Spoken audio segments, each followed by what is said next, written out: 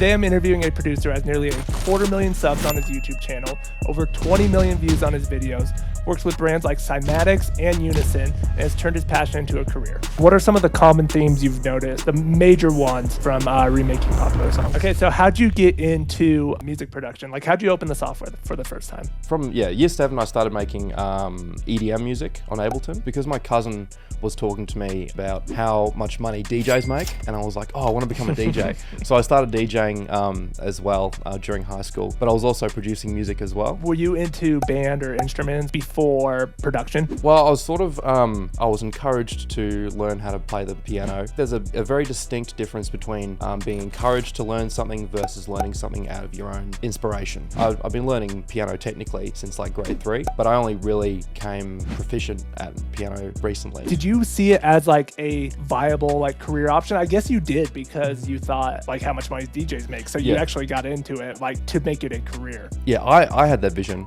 My parents didn't have that vision. It took them years of me making music for them to see the vision. I was bartending at the time. That's around the time when COVID hit, and I was kind of stuck inside. That's when I really got serious about making videos. Not remakes in particular, but it was a lot of educational videos. During those months is when I really grinded on my music, because I was like, I don't really want to go back to bartending. I want this to become a full-time thing. And being stuck inside was just the perfect opportunity for me to just dedicate a ridiculous amount of time into my craft and just finding out what works. I think that's a big challenge for a lot of people, is just understanding what looks good on camera. I'm still learning that every time I do a video. I'm curious like how you got to the point of deciding even to put up your first piece of educational content. And how did you know that was a good idea? Because a lot of people, they just want to film themselves, but what I like about your stuff is you came at it with the mindset of like, how can I add value to other people? At least like subconsciously or consciously. How did you come to that? What I recognized is people are interested in what they're interested in, and they're not interested in you. It was a deliberate idea to pursue content that will improve other people's lives and what other people are looking for. I was noticing people were looking for educational videos, and I was looking for educational videos as well onto how to use FL Studio. So for example, when I was doing EDM, I would look on how to make certain synths that were used in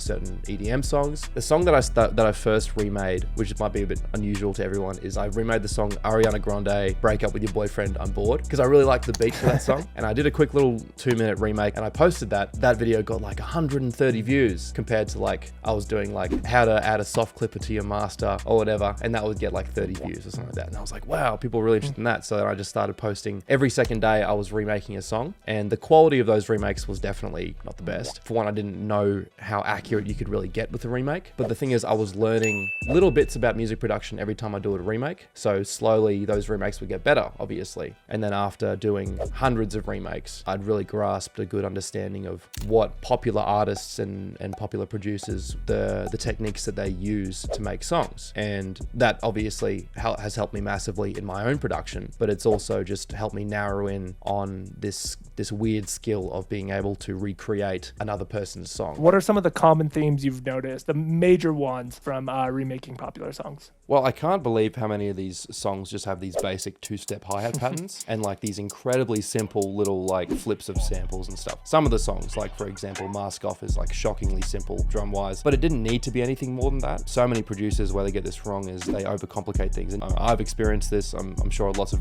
producers would have experienced overcomplicating their stuff just because they don't have the artist on top of that. And the vocals is meant to be the most important instrument in the song. So you have to be making beats with the idea of the most important instrument is currently missing. But if you've never worked with artists before, or you've never had like vocals on your beats, you'll be making the beat as if there isn't vocals on it. And a good way of getting around this actually is downloading acapellas from songs that you like, and then adding those vocals on top of your tracks. Like, you got to find out what key and BPM they're in. You can see how it would sound with vocals added on top of that, and that's been a really good way for me to modify my beats based off adding vocals on top. Like, one thing that you've done that very few people do, but I think it's incredibly smart, you work backwards from what's effective and what the market wants. The content is centered around serving people. It's centered around providing value to others. In that like 2020, when you were working so you didn't have to come back to bartending, how long did it take to get to a point where you were doing that full time and you didn't need to go back? Year 1 was from 0 to 1,000 subscribers. Year 2 was from 1 to 100,000 subscribers, and then year 3 has been like 100 to like 240. So damn, that's insane growth. But like, that's crazy. Yeah, but the hardest hustle was definitely the first 1,000 subscribers. I was more focused posting quantity, and then when Travis Scott and Kid Cudi's The Scots came out, which was produced by Take a Day Trip and someone else I'm forgetting, I really liked that song, so I decided to take as long as it took to remake that really tough song with so many complex layers. And it took me about a week to remake that song, but I recognized no one else is really going to be able to remake this song because it's really complex. I think people would be interested to see how it was done. So I think because of the time and energy I spent into that remake, it just, for some reason, it clicked with the algorithm, and that got a couple 100,000 views. And I sort of recognized the difference between posting quality versus posting quantity. I learned so much from posting the quantity, but then switching over to posting and spending a week or so on a remake. Those videos, much better reception from the audience, because I think people are hungry for advanced tutorials on like how to do really complex, tough things on FL Studio. That's one thing that I've noticed with your channel is that the standard for quality is just like ridiculous. Like everything is so well done, and I really think that's incredible about your stuff. It's just the precision on your remakes. When you Shazam it, it pops up with the actual song. Like the technology can't tell the difference. It's something that's like unmeasurable, but has just a major impact. Oh, I really appreciate that. Yeah, and the videos, they definitely take a long time to produce at this point, so I couldn't possibly do a remake every 2 days. I would like to get back to doing a remake every week, which would be really interesting, I think. Were your videos good? Your videos and beats, were they like good initially? Is it like, are you just like a naturally gifted remake god, or is it like something that you've developed over time? How'd that go? Oh, I wasn't naturally gifted at remaking songs without having to try. Yeah. That's taken me like, hundreds of remakes to get to the point where I am. I am constantly in this state of, I don't like what I've done previously. I don't like the way I looked. I don't like the way I talked. I don't like I made so many mistakes, blah, blah, blah. So I try not to watch those videos anymore. And a bunch of the videos remakes I've done, I've unlisted just because, I don't know, the quality just wasn't there. I try to have my channel filled with things that people, the highest quality. It's interesting. A lot of people are afraid to commit to like a niche or like a lane and go all in. But I think one of the reasons why you've had so much success and have been able to grow like your page to almost 250,000 subscribers now is that you pick something and you just decided to be the best at it. And you do the best remakes on YouTube for sure. Thank you, man. I appreciate that. What percentage of your income would be like, would you say brand deals versus beat sales versus AdSense revenue versus your Patreon, all that kind of stuff? Just curious of like, how does it all work? YouTube and Patreon are both around 25% each, and then sponsorship is about 40%. So my promo deals, and then about 10% for drum kits. And I actually recently created a new plugin with WA Productions, which is called Presser. It's a compressor plugin. We're going 50% each, with a 50-50 split on that plugin. They helped me create it using the software side of things, and I was giving the artistic input, and that's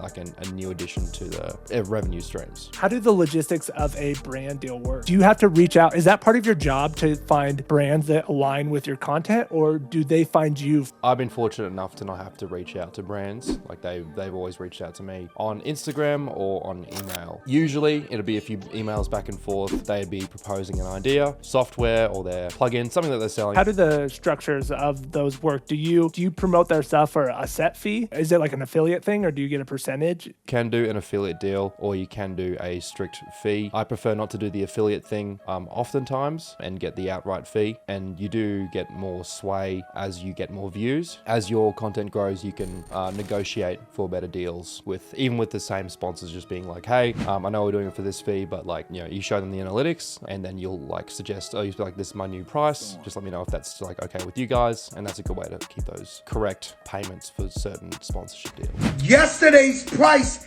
is not today's price. Okay, so what's your vision for your channel, and where does it go in the future? What are your plans? I would like to see myself doing more than just remakes. I do want to continue the remakes because that's been like the big recurring theme of the channel. But at the same time, I want to expand and do more content regarding my own music journey and how I'm improving. So doing content that's specifically asking questions about how to get better at music, and then the video would be essentially the answer. What are like the pros of pursuing the education route? It is a good opportunity because there are less people who are doing it in a market that is so so saturated as the music market, there are so many people also looking for information about it. And what's ironic and a little bit paradoxical is that the education in music market on YouTube is, I'd say, severely lacking, because there are only a handful of producers who actually put their face in front of the camera and do it consistently as a job. There's a big audience to be had, but just not a lot of content out there. So I think if you start putting out good content, then people will definitely start watching your videos. A lot of people, they almost think somehow it boxes them in, and I don't think that's the truth at all. Like, it's not like someone's gonna hear your beat and be like, oh wait, this is the education guy, or like this is the remake guy, or this is the type B guy, or whatever. Oh wait, never mind, I'm not gonna use that. It's like, no, the music will succeed or fail on its own merit. It doesn't matter what you're labeled as. Like the way you're doing it, you're actually getting paid to learn. I think it puts you in a great position to be doing music production all the time, and you're providing a ton of value and helping people. Yeah, that's great.